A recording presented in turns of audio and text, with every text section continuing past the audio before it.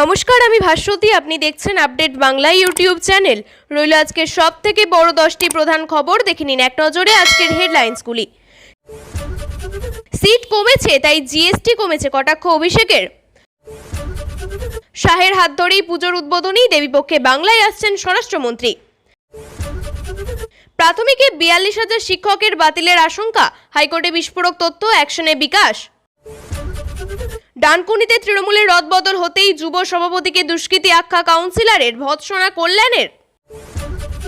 নেপালের পর এবার এশিয়ায় এই দেশে বিদ্রোহের আগুন, দুর্নীতি বিরোধী বিক্ষোভে উত্তাল পরিস্থিতি।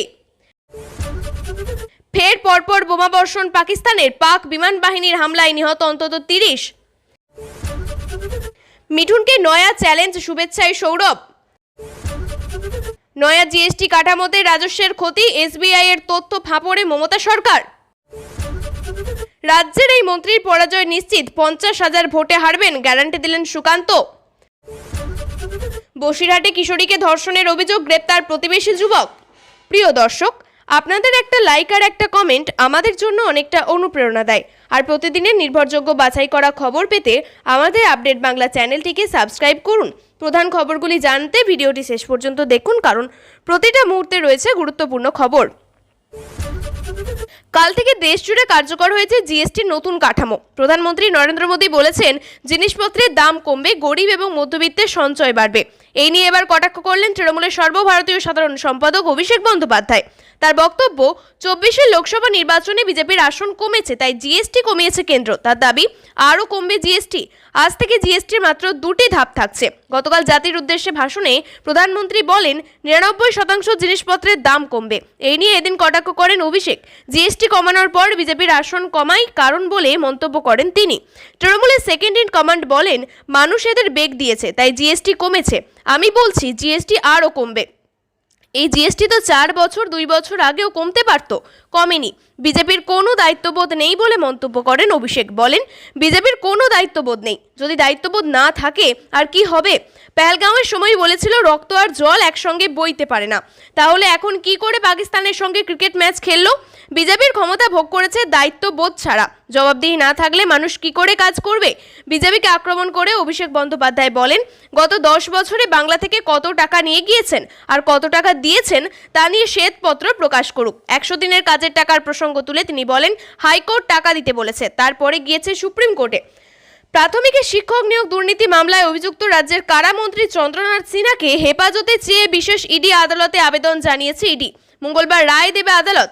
এই নিয়ে প্রশ্নের জবাবে অভিষেক বলেন, আমি তো ইডিতে চাকরি করি না, আমি ভবিষ্যৎবাণী করি না। তবে ইডি সিবিআই এর গ্রহণযোগ্যতা নিয়ে যত কম বলা যায় ততই ভালো।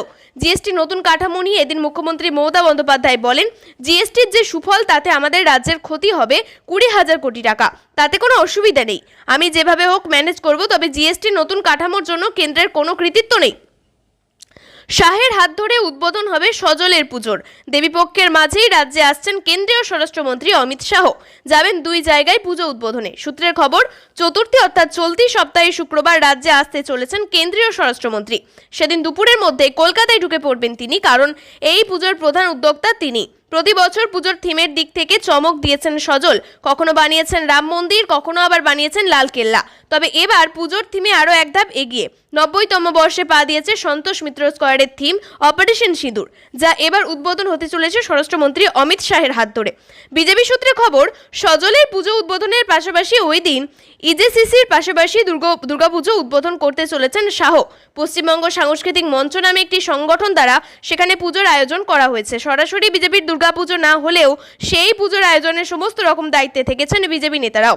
এমনকি খুঁটি পুজোর দিনেও গোটা দিন পুজো আয়োজনের কাজে ইজেসিসিতেই কাটিয়েছিলেন বঙ্গ বিজেপির রাজ্য সভাপতি শ্রমিক ভট্টাচার্য। বলে রাখা ভালো, এই পুজোর শুরুটা একসময় তৃণমূল, পরে বিজেপি, তারপরে আবার তৃণমূলের ফেরত যাওয়া মুকুল রায়ের হাত ধরে। একাংশ বলেন, তিনি বিজেপিতে থাকাকালীন তার পরামর্শেই এই পুজো শুরু করে বঙ্গ বিজেপি।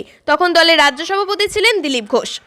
পশ্চিমবঙ্গ প্রাথমিকের শিক্ষক নিয়োগে আবারও বড় ধাক্কা। কলকাতা হাইকোর্টে 32,000 থেকে 42,000 শিক্ষক নিয়োগ বাতিলের সম্ভাবনা তৈরি হয়েছে। সোমবার বিচারপতি তপব্রত চক্রবর্তী এবং বিচারপতি ঋতব্রত কুমার মিত্রের ডিভিশনে বেঞ্চে মামলার শুনানি একের পর এক চাঞ্চল্যকর তথ্য সামনে আসে। বিচারপতিরা স্পষ্ট করেন, যদি নিয়োগে এত বড় দুর্নীতি হয়ে থাকে তবে তা এড়িয়ে যাওয়া সম্ভব নয়। পর্ষদের ভূমিকা নিয়েও প্রশ্ন তোলেন তারা। আদালতে তারা জানান, 5 বছর কেন এই অভিযোগ উঠেছে? তবে সঙ্গে এটাও স্পষ্ট করেন যে দুর্নীতির ক্ষেত্রে আইনের চোখে কোনো ক্ষমা নেই। এই মামলায় বারবার দেখা যাচ্ছে 2015 সালের পর জেলা প্রাথমিক বিদ্যালয় নিয়োগে করা হয়েছে, ফলে নিয়োগ প্রক্রিয়া আইন দিক থেকে দুর্বল হয়ে পড়ছে এবং 42,000 চাকরি বাতিলের সম্ভাবনা রয়েছে। যদি সত্যিই বিশাল সংখ্যক শিক্ষক নিয়োগ বাতিল হয় তবে পশ্চিমবঙ্গের প্রাথমিক শিক্ষাক্ষেত্রে বিরাট সংকট তৈরি হতে পারে। ব্লক স্তরে তৃণমূল কংগ্রেসের সাংগঠনিক সিদ্ধান্তের পরেই ডানকুনি শহরে আলোড়ন। শহরের যুব সভাপতি হিসাবে জিয়ারুল একনের নাম ঘোষণার পরেই তোপ দাগেন তৃণমূলের কাউন্সিলর সূর্যকুমার দে। রবিবার সাংগঠনিক বৈঠক করে তিনি বলেন, জিয়ারুল একজন দুষ্কৃতী, বাজে ছেলেকে যুব সভাপতি করা হয়েছে। সিপিআইএম ডানকুনি এরিয়া কমিটির সম্পাদক মনোজ গায়েন বলেন, যে দলকে জনগণ চোর দুর্নীতিগ্রস্ত বলেছিল আজ তাদের কাউন্সিলরই সেই কথাই বলছেন। তবে বলে রাখা ভালো, অন্যদিকে এলাকার বিজেপি নেতা গুঞ্জন চক্রবর্তীর কথায় প্রত্যেক মানুষ জানে তৃণমূল মানে কি। মানুষদের প্রতি বীতশ্রদ্ধ হয়ে গিয়েছে। অভিযুক্ত জিয়ারুল একান অবশ্য পুরো বিষয়টি তৃণমূল পরিবারের বলে হালকা করে দেন। তিনি বলেন, এটা পরিবারের ব্যাপার, দাদা ভাইয়ের ব্যাপার, হয়তো তার রাগ হয়েছে, সেটা বসে মিটিয়ে নেব, বাইরের লোকেদের সামনে কোনো কথা বলবো না। রবিবারের এই কোন্দল যে সোমবারে পুরোপুরি মেটেনি তা বোঝা গেল সাংসদ কল্যাণ বন্দ্যোপাধ্যায়ের কথায়। সোমবার চণ্ডীতলার পুজোর বস্ত্র বিতরণে এসেছিলেন সাংসদ। এখানে তিনি বলেন, আমি কিছু পেলাম না বলে যদি কেউ দলের বিরোধিতা করে সে দলের শত্রু। উপর থেকে যা লেখা আছে তাই হবে। সবাই সব কিছু পায় না, আমি কি সব কিছু পাই? শুধু ডানকুনি নয়, তৃণমূল সাংগঠনিক লদবদলকে কেন্দ্র করে উত্তরপাড়া, চুঁচুড়া সহ জেলার অন্য ব্লক শহরেও কর্মীদের মধ্যে শোরগোল পড়ে। অনেকেই সোশ্যাল মিডিয়ায় নানান কথা লেখে। নেতৃত্ব কিভাবে পরিস্থিতি নিয়ন্ত্রণ করবেন সেটাই এখন প্রশ্ন। মুখ্যমন্ত্রী মমতা বন্দ্যোপাধ্যায় এই মুহূর্তে ব্যস্ত। কলকাতার বিভিন্ন পুজো উদ্বোধনে শুধু পুজো উদ্বোধন করলেই হয়তো হতো ভালো, কিন্তু সেখানে দাঁড়িয়ে তিনি কেন্দ্রীয় সরকার দ্বারা চালু করা জিএসটি সংস্কার নিয়ে বক্তৃতা দিচ্ছেন। রাজনৈতিক মহলের অনেকেই বলছেন তিনি পুজোর মঞ্চগুলিকে নির্বাচনী প্রচারের মঞ্চ করে তুলছেন। এখন তার শুধু 5% এবং 18% আর বিলাসবহুল দ্রব্যের উপরে এখন ট্যাক্স দিতে হবে 40%। এসবিআই রিপোর্ট বলছে নতুন এই জিএসটি কাঠামোতে কোনো রাজ্যের আর্থিক ক্ষতি হবে না, বরং তারাই লাভবান হবে। প্রথম কথা, জিএসটি ট্যাক্সের অর্ধেক রাজ্যগুলিতে সরাসরি যায়, আর এসজিএসটি এর ট্যাক্স যারা রাজ্যের অভ্যন্তরীণ ট্যাক্স তারা যায় কেন্দ্রে। সুতরাং রাজস্বের 70% টাকা রাজ্যের কোষাগারে ঢোকে, কেন্দ্রের নয়।